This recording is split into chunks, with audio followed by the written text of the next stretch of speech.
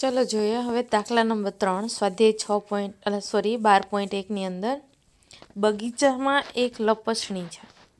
તેની એક બાજુની દીવાલ કોઈક રંગથી રંગી તેના પર keep the park green and clean એવો સંદેશ લખેલો છે.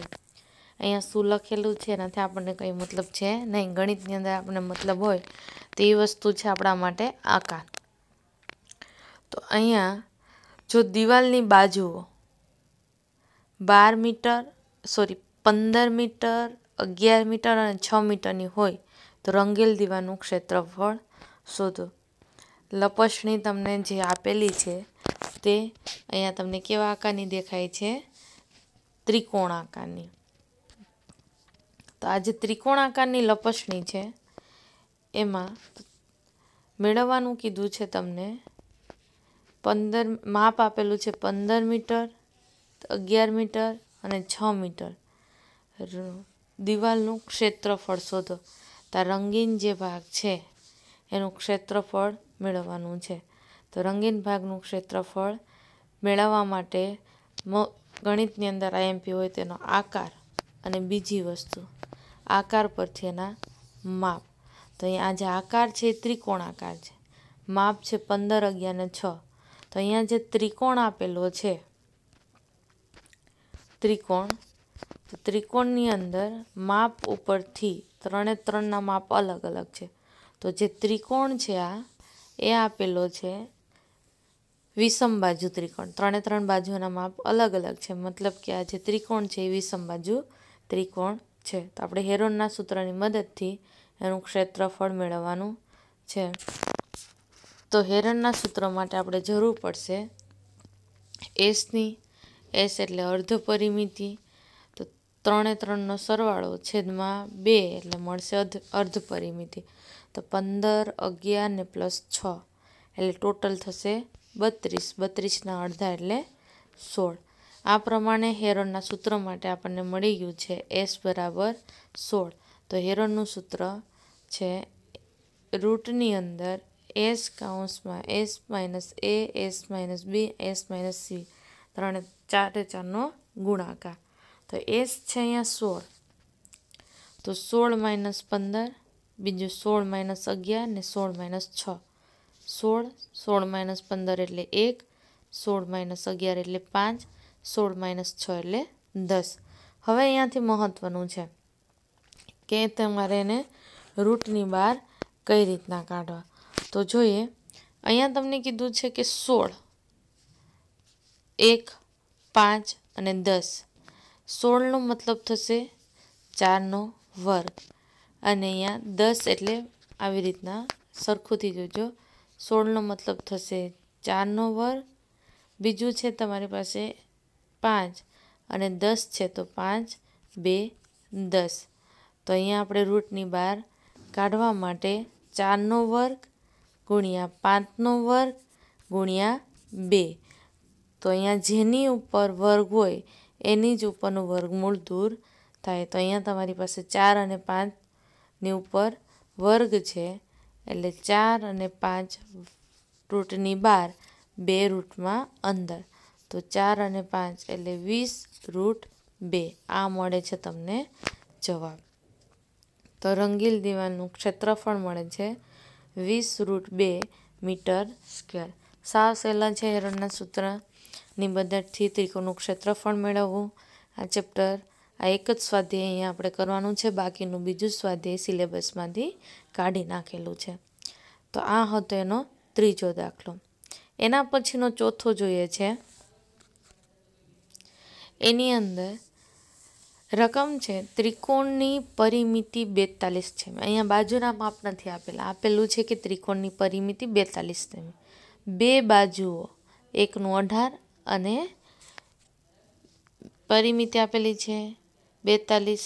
એક બાજુનું માપ છે 18 બીજી બાજુનું માપ છે 10. તો તેનું ક્ષેત્રફળ શોધો. હવે અહીંયા જે પરિમિતિ છે એ 42 છે. બે બાજુના માપ છે. ક્ષેત્રફળ મેળવવાનું કીધું છે. તો અહીંયા ત્રીજી બાજુના માપ વગર ક્ષેત્રફળ મળશે નહીં. તો અહીંયા પરિમિતિ એટલે 3 બાજુઓનો સરવાળો. તો બે બાજુઓનો સરવાળો પ્લસ ત્રીજી બાજુનો સરવાળો, તો ત્રીજી બાજુનું માપ મળશે.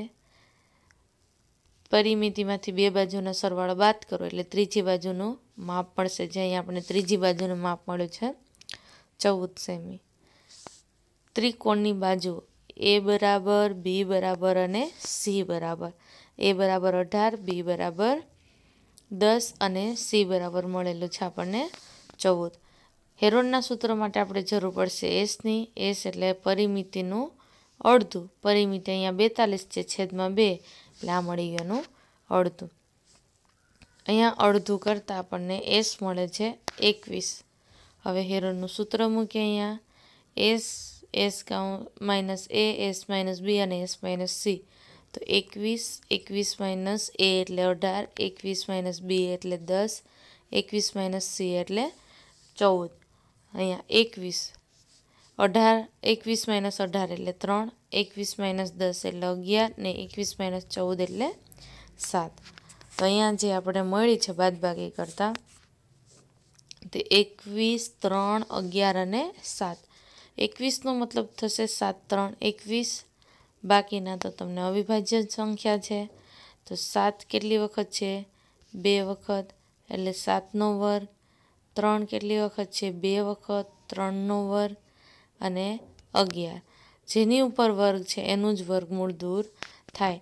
તો અહીંયાથી તમે આવી રીતના કરી શકો કે 11 વર્ગમૂળની અંદર રહેશે અને 7 અને 3 વર્ગમૂળની બહાર નીકળશે. તો 7, 3, 21. 7 અને 3 રૂટની બહાર નીકળે, 11 રહેશે. તો 7, 3, 21 રૂટ 11. આ મળી ગયું છે તમને એનું ક્ષેત્રફળ. તો આ પ્રમાણે માંગેલ ત્રિકોણનું ક્ષેત્રફળ છે 21 રૂટ 11 સેમી સ્ક્વેર. એકમ લખવો જરૂરી છે, એકમ ભૂલવો નહીં, બાકી માર્ક કટ થાય. એના પછીનો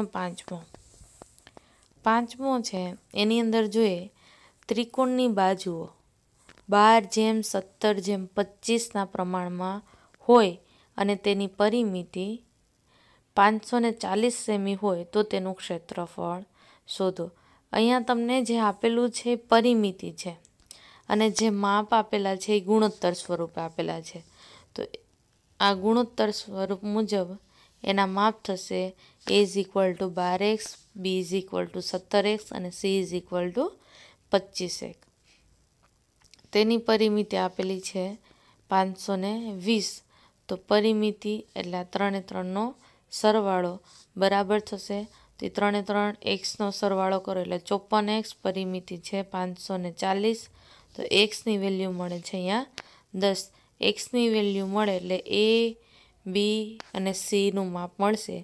એ બરાબર છે 12x, બી બરાબર છે 17x અને સી બરાબર છે 25x. તો આ પ્રમાણે અહીંયા 12x એટલે 12 ગુણ્યા 10 એટલે 120, 17x એટલે 17 ગુણ્યા 10 એટલે 170 અને સી બરાબર 25x. તો 25 ગુણ્યા 10 એટલે 250. તો આ પ્રમાણે 3 અને 3નું માપ મળી ગયું છે. હવે અહીંયા અર્ધ પરિમિતિ, ક્ષેત્રફળ મેળવવા માટે અર્ધ પરિમિતિની જરૂર પડશે, જે a + b + cના છેદમાં 2. a + c + e એટલે અહીંયા પરિમિતિ આપેલી છે 540. તો એસ મળી ગયું છે એના અડધા 270. હવે અહીંયા એસ મળ્યું છે 270. તો હેરોનનું સૂત્ર એમાં મૂકીએ. એસ 270 - 120, 270 - 170, 270 - 250. બાદબાકી કરીએ કૌંસ છોડતા. 270 - 120 એટલે 150, 270 - 170 એટલે 100, 270 - 50 એટલે 20. હવે અહીંયા તમારે વિભાજન કરવાનું છે, અવયવ મેળવવાના છે.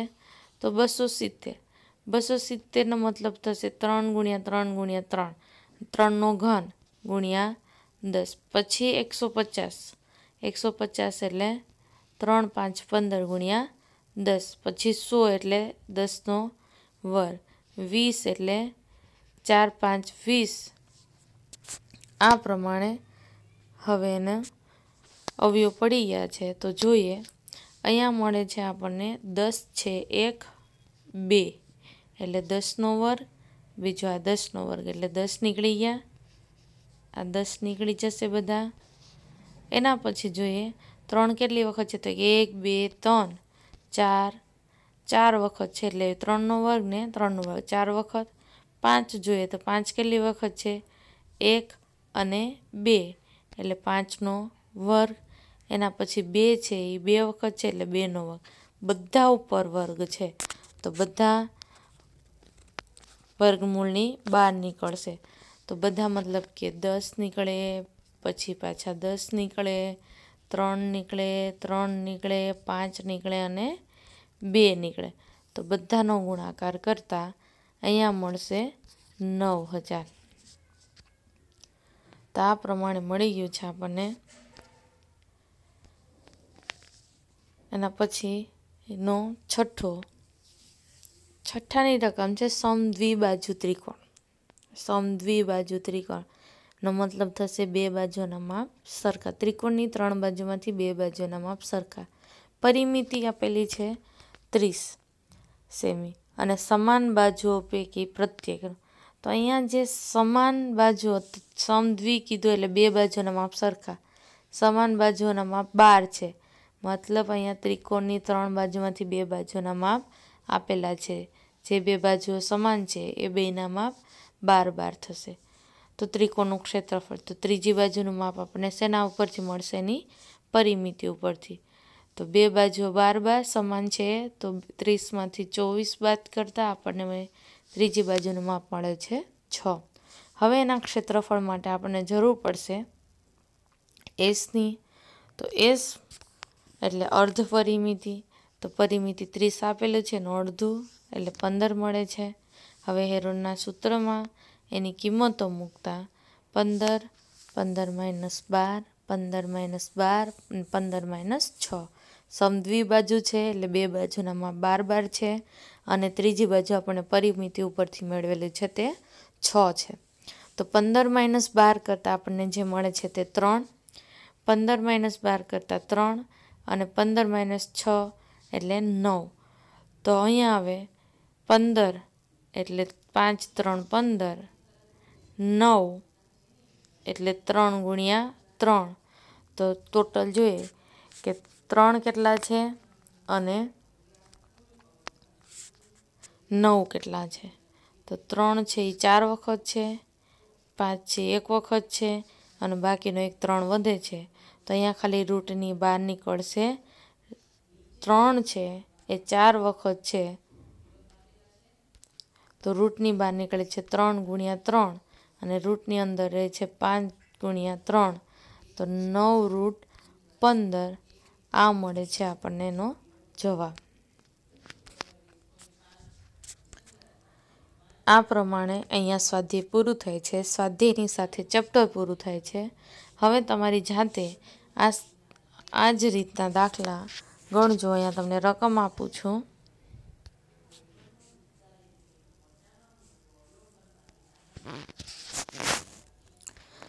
અહીંયા તમને જે રકમ છે એ દાખલા તમારી જાતે ટ્રાય કરજો.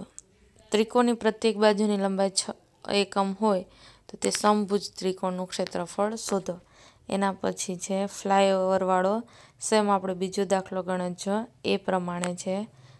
એના પછી આ જે ત્રીજો દાખલો ગણ્યો છે સેમ એના જેવો છે. અહીંયા ખાલી રકમ બદલી ગઈ છે. એના પછીનો ચોથો પરિમિતિ આપેલી છે, 2 બાજુઓના માપ છે અને બાકીનું માપ પરિમિતિ ઉપરથી મેળવી અને ક્ષેત્રફળ મેળવવાનું છે. એના પછી અહીંયા તમને જે માપ આપેલા છે એ ગુણોત્તર સ્વરૂપે છે.